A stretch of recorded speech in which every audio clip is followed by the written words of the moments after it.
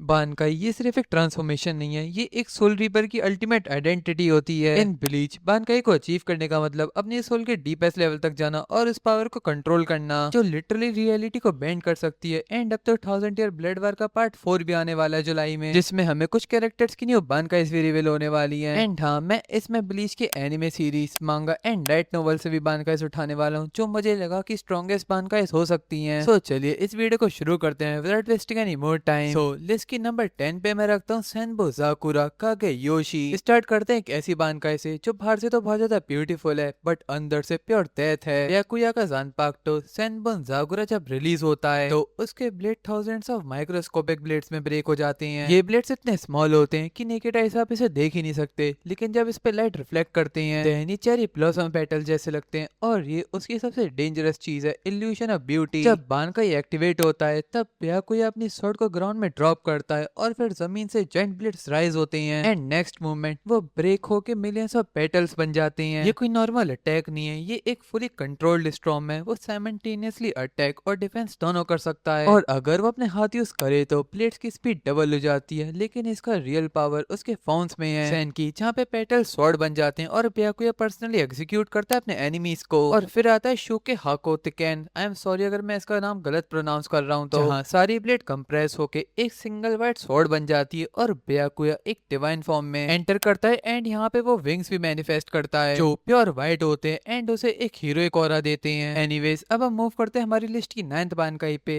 जो है मिनुजाकी रेसु उनोहाना। सबसे काम कैप्टन, एक्चुअली सबसे डेंजरस निकली रेसु उनोहाना। उसका बानकाई पूरे बैटलफील्ड को ब्लड ओशन बना देता है, स्वॉर्ड लिक्विफाई होती है एंड ब्लड फ्लो होता है एंड फिर दोबारा सॉलिड फॉर्म ले लेता है। ये ब्लड एनिमी को डिसॉल्व करता है और उनोहाना को हील करता है। इसका मतलब फाइट कभी खत्म नहीं होती, तुम मरोगे वो तुम्हें दोबारा हील करेगी, फिर तुम दोबारा मरोगे। एंड इसी लूप के थ्रू उसने केनपाची जराकी को अवेकन करा। ये बानकाई तुम्हें मरने ही नहीं देती, ये तुम्हें जिंदा रखती है सिर्फ तुम्हें तोड़ने के लिए। इसी वजह से ये लिस्ट की one of the top 10 strongest bankai है। उनोहाना की बानकाई उसे बहुत ज्यादा कॉम्प्लीमेंट करती है, वो उसका फियर्स नेचर दिखाती है एज अ वॉरियर। वैसे उनोहाना की बानकाई मल्टीपल ओपोनेंट्स के लिए नहीं है, ये सिर्फ 1v1 बानकाई है जिसमें आप एक फियर्स बैटल कर सकते हो। एनीवेज अब हम मूव करते हैं हमारी लिस्ट के 8th नंबर पे। सो हमारी 8th नंबर पे बानकाई है साकाशिमा योकोशिमा हप्पो फुसागारी। एंड ये बानकाई हमारा कोई और नहीं शिंजी हिराको ओन करता है। वेल आई एम सॉरी अगर मैं इसका नेम गलत प्रोनाउंस कर रहा हूँ तो। एनीवेज ये बानकाई पहली बार लाइट नोवेल में रिवील हुआ था और फिर 1000 ईयर ब्लड वार एनीमे में। वेल इस बानकाई को समझना बिल्कुल भी इजी नहीं है क्योंकि ये बानकाई डैमेज या स्पीड पे बिल्कुल भी बेस्ड नहीं है। ये ह्यूमन साइकोलॉजी और ट्रस्ट कॉन्सेप्ट को वेपन बनाता है। जब शिंजी अपना बानकाई एक्टिवेट करता है सीन इंस्टेंटली नॉर्मल फाइट जैसा फील नहीं होता, उसका जानपाक्टो ट्रांसफॉर्म होता है। ब्लेड के टिप पे एक रिंग स्ट्रक्चर आ जाता है, उसके नीचे एक जायंट गोल्डन फ्लावर ब्लॉसम होता है। ये फ्लावर उसकी बॉडी को पूरी तरीके से कवर कर लेता है लाइक ए प्रोटेक्टिव ककून। इसका मतलब सिंपल है, शिंजी खुद बैटलफील्ड से आइसोलेट हो जाता है, वो डायरेक्ट कॉम्बैट नहीं करता और फिर पूरी बैटलफील्ड एक पिंक मिस्ट में स्प्रेड होने लगती है। यहीं से इसकी रियल एबिलिटी स्टार्ट होती है। शिंजी की शिकाई ऑलरेडी फेमस है परसेप्शन कन्वर्ट करने के लिए, लेकिन बानकाई तो और भी ज्यादा नेक्स्ट लेवल है। ये डायरेक्शंस नहीं रिलेशनशिप इन्वर्ट करता है, मतलब फ्रेंड्स आपके एनिमीज बन सकते हैं एंड एनिमीज आपके एलाइज बन सकते हैं। और जो भी मिस्ट के अंदर है उसका ब्रेन ऑटोमेटिकली रीराइट हो जाता है और वो जेन्युइनली बिलीव करता है कि मेरे आसपास सब मुझे मारने आए हैं। वेल आप सोच रहे होगे कि इसका रिजल्ट क्या होता है। वेल पूरे बैटलफील्ड में क्योस एक्सप्लोड हो जाता है, सोल्जर्स अपने टीममेट्स पे अटैक करते हैं, कोऑर्डिनेशन ब्रेक हो जाता है, ट्रस्ट कंप्लीटली कोलैप्स हो जाता है। और इस बानकाई की सबसे डेंजरस चीज, ये कंफ्यूजन टेम्परेरी नहीं लगता, ये कंप्लीट बिलीफ सिस्टम चेंज कर देता है। इसलिए जब एक क्वींस स्क्वाड इसके इफेक्ट में आती है तो वो सेकंड्स के अंदर ही एक दूसरे को किल कर देते हैं विदाउट शिंजी डूइंग एनीथिंग। अब हम बात करते हैं कि ये बानकाई इतनी पावरफुल क्यों है। ये बानकाई टीम वर्क डिस्ट्रॉय करता है और बैटलफील्ड में सबसे इंपॉर्टेंट चीज क्या होती है, ऑफ कोर्स कोऑर्डिनेशन। जब वो खत्म हो जाए तो स्ट्रॉन्गेस्ट आर्मी भी यूजलेस बन जाती है। इस बानकाई का सबसे यूनिक पार्ट है, ये ट्रस्ट को वेपन बनाता है। सोचो जितना ज्यादा तुम किसी पे ट्रस्ट करते हो उतना ही डेंजरस बन जाता है वो मूवमेंट जब तुम्हें लगे कि तुम्हें कोई मारने वाला है। मतलब जितना ज्यादा स्ट्रॉन्ग बॉन्ड्स होंगे उतना ही ज्यादा बिट्रेल करने के चांस ज्यादा हो जाएंगे। इसलिए ये बानकाई वीक एनिमीज पे नहीं, ऑर्गेनाइज आर्मी पे इफेक्ट करती है। ये बानकाई ब्रोकन है लेकिन परफेक्ट नहीं है, ये सबको इफेक्ट करती है एक्सेप्ट शिंजी। अलाइज भी एनिमीज बन जाएंगे इसलिए शिंजी इसे यूज नहीं कर सकता जब उसके साथ टीममेट्स हो। और ये बानकाई तो 1v1 के लिए बहुत ज्यादा यूजलेस है, अगर सिर्फ एक एनिमी है तो इन्वर्जन का कोई मतलब ही नहीं, फाइट नॉर्मल हो जाती है। इसलिए 12 सिचुएशन में ये ऑलमोस्ट यूजलेस है। अगर हम इसे सिंपल टर्म्स में समझे, ये बानकाई डैमेज नहीं करता, ये अटैक नहीं करता, ये बस एक काम करता है, तुम्हारी टीम को ही तुम्हारे खिलाफ कर देता है। एनीवेज अब हम मूव करते हैं हमारी लिस्ट की 7th बानकाई पे। तो इस बानकाई के नेम है डाइकुरेन ह्यूरीमारू, जो तोशिरो हिसुगाया ओन करता है। ये सिर्फ एक आइस बेस्ड बानकाई नहीं है, ये एवोल्यूशन का परफेक्ट एग्जांपल है, जहां एक प्रोडिजी अपनी लिमिट्स तोड़ देता है। तोशिरो हिसुगाया जब हिसुगाया अपनी बानकाई एक्टिवेट करता है ताइकेन ह्यूरीमारू, तो बैटलफील्ड इंस्टेंटली चेंज हो जाता है। एक मैसिव ड्रैगन फॉर्म होता है और जो उसकी बॉडी पर रैप होता है और उसे देता है आइस आर्मर, आइस विंग्स और आइस टेल। ये सिर्फ एस्थेटिक नहीं है, ये ड्रैगन एक्चुअली उसकी पावर का एक्सटेंशन है। मतलब हिसुगाया अकेला फाइट नहीं कर रहा, उसके साथ एक लिविंग आइस एंटिटी भी फाइट कर रहा है। अब सबसे इंपॉर्टेंट कॉन्सेप्ट, उसके पीछे 3 आइस फ्लावर्स भी अपीयर होते हैं। ये फ्लावर्स डेकोरेशन के लिए नहीं है, ये उसकी बानकाई का पावर कॉच है। हर फ्लावर के पेटल्स धीरे धीरे फॉल होते हैं और जब तक लास्ट पेटल फॉल नहीं होता तब तक उसकी बानकाई कंप्लीट नहीं होती। मतलब उसकी अर्ली स्टेज में तो उसकी लिमिटेड पावर होती है एंड उसकी फाइनल स्टेज में उसकी ट्रू बानकाई अनलॉक होती है। ये एक रेयर सिस्टम है जहाँ बानकाई फाइट के अंदर इवॉल्व होता है। इनिशियल स्टेज में हिसुगाया स्ट्रॉन्ग है बट रिस्ट्रिक्टेड है, फ्रीजिंग पावर लिमिटेड स्केल पे, time based restriction, control fully optimised नहीं, इसलिए अर्ली आर्क्स में उसकी बानकाई अंडरवेलमिंग लगती है कंपेयर टू अदर कैप्टन। लेकिन आइजन के बाद हिसुगाया अनलॉक करता अपनी मैच्योर फॉर्म और यहीं से सब चेंज हो जाता है। इस स्टेट में वो सिर्फ आइस यूज नहीं करता, वो आइस पे एब्सोल्यूट मास्टरी अचीव कर लेता है। इतनी मास्टरी कि वो एक छोटे से गेस्चर से ही मैसिव ऑब्जेक्ट्स को इंस्टेंटली फ्रीज कर सकता है। और ये सिर्फ एक थ्योरी नहीं है, उसने कैजुअली कैरेट वेलकायरी की एक शील्ड की नहीं, बल्कि उसने उसकी पीछे की हवा को भी फ्रीज कर दिया था। लेकिन असली टेरर यहाँ से शुरू होता है जब हिसुगाया खुद को एक्सप्लेन करता है, मेरे बानकाई से जो भी चीज फ्रीज होती है उसकी सारी फंक्शन सस्पेंड हो जाती है। इसका मतलब ये सिर्फ बॉडी फ्रीज नहीं करता, वो बॉडी के फंक्शंस भी फ्रीज कर देता है। ब्लीच में कुछ बानकाई तुम्हें चलाते हैं तो कुछ तुम्हें तोड़ देते हैं, लेकिन हिसुगाया का बानकाई तुम्हें चलने से पहले ही रोक देता है और तुम्हारी पावर को एग्जिस्ट करने से पहले फ्रीज कर देता है। और इसी वजह से डाइगोन ह्यूरीमारू इजीली अपनी जगह टॉप 10 स्ट्रॉन्गेस्ट बानकाई की लिस्ट में बना लेता है। एनीवेज अब हम मूव करते हैं अपनी लिस्ट के 6th नंबर पे। 6th नंबर पे मैं प्लेस करता हूँ केनपाची ज़राकी को, जिसकी बानकाई का नेम अननोन है। एक ऐसा इंसान जिसे पावर की जरूरत ही नहीं थी, लेकिन जब उसने अपनी ट्रू पावर लॉक की तब बैटलफील्ड उसे सर्वाइव ही नहीं कर पाया। जब केनपाची अपनी बानकाई एक्टिवेट करता है, सबसे पहले एक massive burst of spiritual energy release होता है, इतना इंटेंस कि आसपास की स्ट्रक्चर्स इंस्टेंटली डिस्ट्रॉय हो जाती है। ये एंट्री इतनी वायलेंट है कि बैटलफील्ड खुद टूटने लग जाता है और फिर ट्रांसफॉर्मेशन स्टार्ट होता है। उसकी स्किन डीप रेड हो जाती है, फेस पे ब्लैक मार्किंग्स अपीयर होती हैं और उसके फोरहेड से डिमोनिक हॉर्न्स निकलते हैं। वो इंसान नहीं लगता, अब वो पूरी डिस्ट्रक्शन का एक मॉन्स्टर बन चुका है। उसकी जान पाक तो बानकाई में शॉर्टर हो जाता है, लेकिन ज्यादा चेक्टर ब्रूटल हो जाता है, जैसे वेपन भी रिफ्लेक्ट कर रहा हो कि अब ये सिर्फ एक काम करेगा, डिस्ट्रॉय। केनपाची की बानकाई सिंपल है, कोई हैक्स नहीं, कोई ट्रिक्स नहीं, सिर्फ रॉ फिजिकल पावर जो उस लिमिट के बियॉन्ड पुश करती है। और उसकी पावर इतनी इंसेन है कि वो कैजुअली केराइट वेलकारी जैसे जायंट को भी साइड में उड़ा देता है। उसके जायगेंटिक आर्म अपने तीस से टीयर कर देता है और फिर एक सिंगल स्ट्राइक में उसे परफेक्टली कट कर देता है हाफ पीस में। ये स्ट्रेंथ नहीं, ये एब्सर्डिटी है। लोग सिर्फ स्ट्रेंथ पे फोकस करते हैं, लेकिन बानकाई में उसकी स्पीड भी इंसेन लेवल पे बूस्ट होती है। केराइट के रीजनरेशन के बीच ये छोटे मूवमेंट्स पे केनपाची मल्टीपल डेवेस्टेटिंग हिट्स लैंड करता है, इतना फास्ट कि ये मूवमेंट स्पीड ट्रैवल करती है टॉपेस्ट ब्लीच कैरेक्टर की। लेकिन यहाँ पे सब कुछ टर्न होता है, बानकाई एक्टिवेट होती है, केनपाची अपनी रीजनिंग लूज कर देता है। No strategy, no awareness, no control, बस वो एक बीस्ट बन जाता है। और सबसे डेंजरस, वो फ्रेंड और एक फो में डिफरेंस नहीं कर पाता। इस पावर का सबसे बड़ा ड्रॉबैक, उसका बॉडी इस पावर को हैंडल ही नहीं कर पाता। उसकी फ्लैश टीयर होने लगती है, बोन्स स्ट्रेन होने लगती हैं और लिटरली उसकी बॉडी अंदर से डिसइंटीग्रेट होने लगती है। फाइट के कुछ मोमेंट्स बाद उसका आर्म ऑलमोस्ट अंदर से टूटने लगता है। ये बानकाई एनिमी को डिस्ट्रॉय करने से पहले यूजर को डिस्ट्रॉय करता है। केनपाची का बानकाई यूनिक है क्योंकि ये कोई एबिलिटी बेस्ड सिस्टम नहीं है, ये कोई कंसेप्चुअल हैक्स नहीं है, ये सिर्फ एक चीज है, प्योर अनकंट्रोलेबल ओवरवेलमिंग पावर और आयरनी। तो उसका खुद का बॉडी सर्वाइव नहीं कर पाता एंड इसी बानकाई की कैरेक्टरिस्टिक्स की वजह से ये लिस्ट में टॉप 10 में पोजीशन बना लेता है। एनीवेज अब हम मूव करने वाले हमारी लिस्ट के नंबर 5 पोजीशन पे। तो हमारी लिस्ट के नंबर 5 पोजीशन पे है कातेन क्योसु कारामासु शिंजू, जिसे ओन करता है सुइशी कोयाकू। ये कोई नॉर्मल बानकाई नहीं है, ये एक नाइटमेयर है जो स्टोरी के फॉर्म में अनफोल्ड होता है। ये बानकाई बिलोंग करता है सोल सोसाइटी के हेड कैप्टन को। जैसे शिनशुई अपनी बानकाई एक्टिवेट करता है, उसकी बॉडी से black ink like tendrils spread होते हैं। उसके जानपाक्टो स्पिरिट्स उसके पीछे मैनिफेस्ट होते हैं और फिर पूरा एनवायरनमेंट चेंज हो जाता है। उसके आसपास की एयर बहुत ज्यादा हैवी और कोल्ड हो जाती है, पूरा एटमॉस्फेयर डिस्पेयर और साइलेंस से भर जाता है। इसका ब्रेक हो जाता है ईरी येलो सेगमेंटेड पैनल्स में, जैसे एक काबू की स्टेज प्ले। ये सिर्फ विजुअल नहीं है, है, शिनशुई लिटरली स्टेज सेट कर रहा है ट्रेजेडी के लिए। इस बानकाई का सबसे डेंजरस पार्ट है कि ये फाइट नहीं करता, ये एक स्टोरी नरेट करता है जिसका एंडिंग फिक्स्ड है और ये स्टोरी अनफोल्ड होती है 4 डेडली एक्ट्स में। फर्स्ट एक्ट में जो भी अपोनेंट शिनशुई को डैमेज देता है वो सेम डैमेज खुद रिसीव करता है। फाइट स्टार्ट होने से पहले ही तुम डिसएडवांटेज में आ चुके हो। दूसरे एक्ट में अपोनेंट के बॉडी पे ब्लैक ब्लीडिंग स्पॉट्स अपीयर होने लगते हैं। ये सिर्फ वुंड्स नहीं है, ये एक इनक्योरेबल डिजीज है जो बॉडी को वीक करती है, माइंड ब्रेक करती है और आपको डिस्ट्रॉय करती है। थर्ड एक्ट में बैटलफील्ड कन्वर्ट हो जाता है एक एंडलेस सी में। शिनशुई और ओपोनेंट दोनों वाटर के अंदर ट्रैप हो जाते हैं और रूल सिंपल है, जो पहले रियाज से लूज करेगा वो ड्राउन हो जाएगा। पहले अब हम बात करने वाले हैं इस बानकाई के फाइनल एक्ट के बारे में। अगर कोई समाव सर्वाइव कर जाए तो लास्ट एक्ट आता है। एक व्हाइट थ्रेड अपोनेंट के नेक के अराउंड रैप होता है और फिर इंस्टेंटली कट हेड सीवियर हो जाता है एंड यहाँ पे गेम ओवर ओपोनेंट का। इस बानकाई को टॉप 5 बनाता है इसका कंसेप्चुअल नेचर। ये फिजिकल डैमेज इग्नोर करता है, ड्यूरेबिलिटी मैटर नहीं करती, पावर स्केलिंग इररिलेवेंट हो जाती है। लेकिन इस बानकाई की एक प्रॉब्लम भी है, ये बानकाई अपोनेंट्स को ही नहीं अलाइज को भी इफेक्ट कर सकती है, इसलिए शिनसुई इसे लास्ट रिसोर्ट में यूज करता है। एनीवेज अब हम मूव करने वाले हमारे लिस्ट की फोर्थ बानकाई पे। तो फोर्थ प्लेस पे कानन बिराकी बीनी हिमे आरातामे जो किसके उरा हारा ओन करता है। एनीवेज अब हम आ चुके हैं टॉप 4 में और यहाँ से सिर्फ बानकाई पावरफुल नहीं होते, ये रियलिटी को बेंड करना स्टार्ट कर देते हैं। ये वो बानकाई है जिसका फैंस सालों से वेट कर रहे थे एंड जब ये वाली बानकाई रिवील हुई ये एक्सपेक्टेशन से भी ज्यादा ब्रोकन निकला। मोस्ट बानकाई वेपन्स एलिमेंटल फोर्सेस के फॉर्म में आते हैं, लेकिन उराहारा का बानकाई कंप्लीटली डिफरेंट है। जैसे ही वो एक्टिवेट होता है एक टावरिंग रेड और वो उराहारा के पीछे स्टैंड करती है जैसे कोई डिवाइन एंटिटी उसके पीछे असिस्ट कर रही हो। ये बानकाई सिर्फ एक वेपन नहीं है, ये एक लिविंग सिस्टम है। इस बानकाई का रियल पावर सिर्फ डिस्ट्रक्शन नहीं है, ये है रिस्ट्रक्शन। मतलब जो भी इसकी रेंज में उसे तोड़ भी सकता है और दोबारा बना भी सकता है। एक्जैक्टली जैसे एक सर्जन करता है, डिसेक्ट करता है और फिर स्नेच करता है, लेकिन ये सर्जरी नहीं है, ये रियलिटी एडिटिंग है। इस बानकाई का सबसे पहला इंसेंट मोमेंट जब उराहारा अपने डिस्ट्रॉय आइज को लिटरली रिबिल्ड कर लेता है, नए ऑर्गन्स क्रिएट करता है और इंस्टेंटली उन्हें फंक्शनल बना देता है। ये हीलिंग नहीं है, ये क्रिएशन है, लेकिन ये सिर्फ हील नहीं करता, ये अपग्रेड भी करता है। आस्किंग के अगेंस्ट फाइट में उराहारा अपनी आर्म को रिस्ट्रक्चर करता है और अपने स्ट्रेंथ को बियॉन्ड लिमिट्स पर पुश करता है। मतलब तुम सिर्फ रिकवर नहीं करते, तुम स्ट्रॉन्गर बन जाते हो। और इस बानकाई की सबसे इंसेन फीट उराहारा एक टनल क्रिएट करता है आस्किन के सपोजिटली इनपेनिट्रेबल बैरियर के थ्रू, और इस मूव की वजह से अटैक लैंड होता है जो अदरवाइज इम्पॉसिबल था। ये बानकाई ऑब्स्टिकल्स को इग्नोर नहीं करता, ये उन्हें रिराइट करता है। और यहाँ सबसे डेंजरस पार्ट आता है, ये बानकाई ऑलरेडी ब्रोकन है लेकिन यूजर कौन है इसका? सोल सोसाइटी का ग्रेटेस्ट जीनियस। इसका मतलब उराहारा थ्योरेटिकली एनिमी एबिलिटीज को रिस्ट्रक्चर कर सकता है, बैटलफील्ड चेंज कर सकता है, खुद को एनहेंस कर सकता है। अगर ये पावर गलत हाथ में होती तो ये लिमिटेड होती, लेकिन उराहारा के हाथ में ये रियलिटी चेंजिंग एबिलिटी बन जाती है। बट हाँ, सारी बानकाई परफेक्ट नहीं होती और इसकी भी कुछ लिमिटेशंस हैं। इस बानकाई का इफेक्ट टेम्परेरी है, बानकाई डीएक्टिवेट होने पर रिवर्ट हो जाता है और टारगेट को रेंज में रहना पड़ता है, लेकिन ऑनेस्टली ये लिमिटेशंस उसके पोटेंशियल के सामने बहुत ज्यादा कम है। एंड ये कॉम्बिनेशन किसके उराहारा की बानकाई को टॉप 4 में ले आता है। एनीवेज अब हम मूव करते हैं लिस्ट के थर्ड नंबर पे। सो हमारी थर्ड प्लेस पे बानकाई है शातासु कारागारा शिगारामी, जिसे सेंचु मारुशु तारा यूज करती है। अब हम टॉप 3 में आ चुके हैं और यहाँ से बानकाई सिर्फ स्ट्रॉन्ग नहीं होते, ये कॉस्मिक लेवल पे रियलिटी को अफेक्ट करते हैं। और नंबर 3 स्पॉट पे आता है रॉयल गार्ड की मेंबर सेंजू मारू शुकारा की बानकाई। जब सेंजू मारू अपनी बानकाई एक्टिवेट करती है एक नॉर्मल रिलीज नहीं होता, ये तीनों रियम को शेक कर देता है। Soul Society, Hueco Mundo and world of the living, ये सिर्फ पावर रिलीज नहीं है, ये एक कॉस्मिक डिस्टर्बेंस है और ये दिखाता है इस बानकाई को एक्टिवेट करने के लिए आपको कितना ज्यादा स्पेशल प्रेशर चाहिए। सबसे इंटरेस्टिंग बात, ये बानकाई मांगा लाइट नोवेल में प्रॉपर्ली शो नहीं हुआ, ये 1000 ईयर ब्लड वार एनीमे में रिवील हुआ था और जब ये रिवील हुआ फैंस लिटरली शॉक हो गए। वैसे इस बानकाई के एक्टिवेशन के बाद डार्कनेस बैटलफील्ड को कवर कर लेती है, एक केशन टोरी गेट राइज होता है और फिर वो ट्रांसफॉर्म होता है एक मैसिव गोल्डन लूम में जो continuously endless red fabric wave करता है। और उसी मूवमेंट पर अपोनेंट्स ट्रैप हो जाते हैं एक सेपरेट डायमेंशन में जो कम्प्लीटली सेंजुमारो के कंट्रोल में होता है। ये फाइट नहीं है, ये एक कंट्रोल एग्जीक्यूशन चैम्बर है। इस बानकाई का सबसे ब्रोकन पार्ट कस्टमाइजेशन। सेंजुमारो हर ओपोनेंट के लिए एक यूनिक टेस्टल ट्रैप क्रिएट करती है जो स्पेशली उसकी बैटलफील्ड को काउंटर करता है। जैसे ले बारो जो मिरर चैम्बर में फंसा था, वहाँ पे उसके अटैक रिफ्लेक्ट हो रहे थे, और आस्किन आयरन मेडन में फंसा था जहाँ पे इम्यूनिटी बाईपास होती है, जो गरम हाशवर्ल्ड इंटरनल इन्फर्नो में फंसा था, ये राडवेल का फ्रीजिंग प्रिजन में, और ओरियो एनर्जी ड्रेनिंग ट्रैप में फंसा था। ये रैंडम अटैक्स नहीं है, ये परफेक्ट काउंटर्स हैं जो तुम्हारी वीकनेस को टारगेट करते हैं। इस बानकाई की सबसे इंसेन फीट, एक ही बानकाई 6 एलाइट मेंबर्स को साइमल्टेनियसली ट्रैप कर देता है। बट हाँ, इवेंचुअली अपोनेंट्स स्किप कर लेते हैं, but because of Uryu Ishida well Senju